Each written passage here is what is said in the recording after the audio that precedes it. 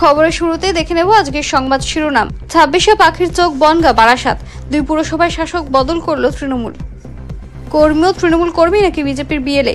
SIR আবহে অর্জনের গোড়া রাজনীতি। মেরামতের জন্য ফের রবিবার সারাদিন বন্ধ দ্বিতীয় হুগলি সেতু, কোন পথে গাড়ি চলাচল? দূষণের কবলে সোনাঝুরি, জনপ্রিয় হাট স্থানান্তরের ভাবনা রাজ্য সরকারের। চিতাবাঘ হাতির হানা আতঙ্ক নিয়ে উত্তরবঙ্গের বাড়ি বাড়ি বিএলওরা আশ্বস্ত করছেন বনকর্মীরা। বিস্তারিত খবরে যাওয়ার আগে ভিডিওটিতে একটি লাইক দিন এবং চ্যানেলটি সাবস্ক্রাইব করুন। এখন বিস্তারিত খবর। আগামী বিধানসভা নির্বাচনকে পাখির চোখ করে ব্লক এবং টাউন স্তরে সাংগঠনিক রদবদল আগেই করেছে তৃণমূল। এখন শুরু হচ্ছে পুরসভার শাসক পদে বদল প্রক্রিয়া। সেই মতো বারাসাত এবং বনগাঁ 2 পুরসভার চেয়ারম্যান পরিবর্তনের বার্তা দিয়েছিল তৃণমূল রাজ্য নেতৃত্ব। দলীয় নির্দেশ মেনে শুক্রবার বারাসাত পুরসভার চেয়ারম্যান পদ থেকে ইস্তফা দিলেন অশ্বনী মুখোপাধ্যায়। কিন্তু সন্ধে পেরিয়ে রাত গড়ালো ইস্তফা দেননি বনগাঁ পুরসভার চেয়ারম্যান গোপাল শেঠ। তা নিয়ে জল্পনা শুরু হয়েছে।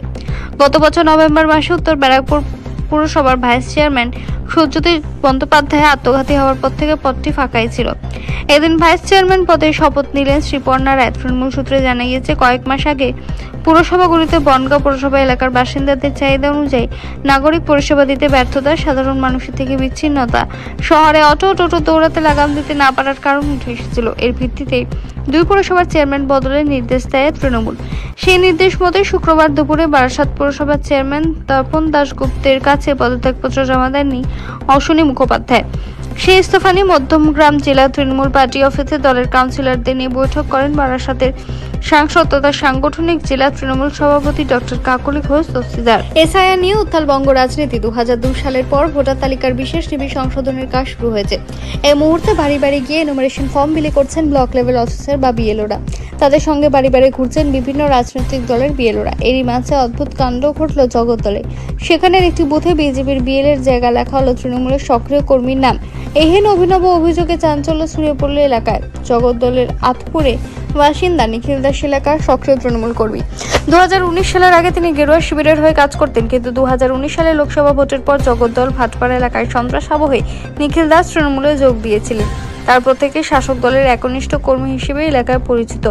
এমতো অবস্থায় বৃহস্পতিবার অদ্ভুত অভিজ্ঞতার মুখোমুখি হলেন নিখিল। তার অভিযোগ, স্থানীয় বিএলও ফোন করে বলেন, আমি নাকি বিজেপির বিএলএ। এদিকে আমি বিজেপি করিই না, ওদের মিটিং মিছিলেও যাইনি, তৃণমূল সক্রিয় কর্মী ছিলাম, আমি থাকবো। তারপরেও আমার নাম বিজেপি বিএলএর নামে কেন গেল বুঝলাম না। ফের বন্ধ থাকবে দ্বিতীয় হুগলি সেতু। আগামী রবিবার সকাল থেকে গাড়ি চলাচলের সম্পূর্ণ নিষেধাজ্ঞা থাকবে বলে খবর। শুক্রবার হাওড়া সিটি পুলিশের তরফে কথা জানানো হয়েছে। রবিবার ভোর 4টা থেকে রাত 9:30 পর্যন্ত সম্পূর্ণভাবে বন্ধ থাকবে গাড়ি চলাচল। শুক্রবার এই প্রসঙ্গে হাওড়া সিটি পুলিশের ট্রাফিক সুজাতা কুমারী বিনাপানি সাংবাদিকদের মুখোমুখি হয়েছিলেন। তিনি বলেন, সেতুতে কাজ শুরু হবে ভোর 4:30-5টা থেকে, কিন্তু কাজের জন্য একটু আগে থেকেই সেতুতে যানবাহন চলাচল বন্ধ করে দেওয়া হচ্ছে। আবার কাজ শেষ হওয়ার পরও সেতুকে সচল রাখতে কিছুটা সময় নেওয়া হবে।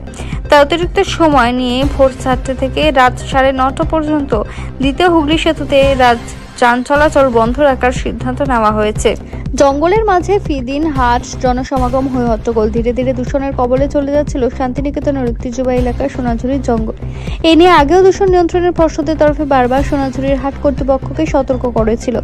জাতীয় পরিবেশ আদালত এ নিয়ে মামলা চলছে। হাট বন্ধ করার হুঁশিয়ারিও দিয়েছে আদালত। আইনি যাবে এবার সোনাঝুরি হাট অন্যত্র সরানোর ভাবনা রাজ্য সরকারের। শুক্রবার জেলা স্তরের বাণিজ্য সামরিক অনুষ্ঠান সিনার্জিতে এমনই ইঙ্গিত মিলল রাজ্যের মন্ত্রী তথা বিধায়ক চন্দ্রনাথ সিনহার গলায়। জানালেন, সোনাঝুরির হাটের বিকল্প জায়গার সন্ধান চলছে। শুক্রবার শান্তিনিকেতনের বিশ্ব বাংলা বিশ্ববিদ্যালয়ের প্রেক্ষাগৃহে সিনার্জি অনুষ্ঠিত হচ্ছে। ওই সম্মেলনে উপস্থিত ছিলেন রাজ্য গ্রামোন্নয়ন পর্ষদের সভাপতি তথা তৃণমূলের কোর কমিটির আহ্বায়ক অনুব্রত মণ্ডল, বোলপুরের বিধায়ক তথা মন্ত্রী চন্দ্রনাথ সিনহা, বোলপুরের সাংসদ অসিত মাল, সিউড়ির বিধায়ক বিকাশ রায়চৌধুরী, লাভপুরের বিধায়ক অভিজিৎ সিংহ, বীরভূম জেলা পুলিশ সুপার আনন্দদীপ সিং। সেখানে মন্ত্রী চন্দ্রনাথ সিনহা বলেন, সোনাঝুরি হাট নিয়ে মামলা চলছে। যদি হাট বন্ধ হয়ে যায় তা তো কাম্য নয়। আমরা বিকল্প জায়গার চিন্তা ভাবনা করেছি।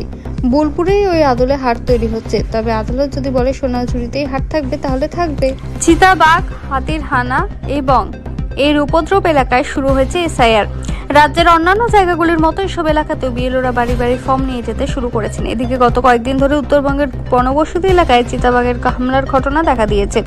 ফলে চা বাগান বনের মধ্যে যেতেও মাঝে মধ্যে আতঙ্ক ছড়াচ্ছে। এই অবস্থায় বিএলওদের নিরাপত্তার জন্য বন দপ্তরের তরফে পদক্ষেপ তৈরি করা হয়েছে বলে খবর। এলাকা ঘুরে বাড়িতে যাচ্ছেন বিএলওরা। নির্বাচন কমিশন থেকে সাহায্য না চাওয়া হলেও বন দপ্তরের কড়া নজরদারি শুরু হয়েছে নেপাল সীমান্তের মেচি থেকে অসম সংলগ্ন সংকোষ পর্যন্ত জঙ্গল সংলগ্ন চা বাগান ও বনবস্তি এলাকায়। মঙ্গলবার রাতে ডুয়ার্সের বাতাবাড়ি চা বাগান এলাকায় এক বাড়ির গোয়াল ঘরে ঢুকে ছাগল তুলে নিয়ে যায় চিতাবাঘ। বুধবার সকালে ছাগলের দেহটি উদ্ধার হলে চিতাবাঘের আতঙ্ক ছড়িয়ে পড়ে এলাকায়। হরপাবানের পর মেটেলি, নকশালবাড়ি, লাঠাকুড়ি, বানারহাটের রাস্তাতেও চিতাবাঘের দেখা মিলেছে। অক্টোবর মাসে জলপাইগুড়ি জেলার খোরকাটা গ্রামে স্থানীয়দের উপর হামলা চালায় চিতাবাঘ। ফালাকাটার খাওচাঁদ পাড়া গ্রামে একটি চা বাগানে চলে হামলা।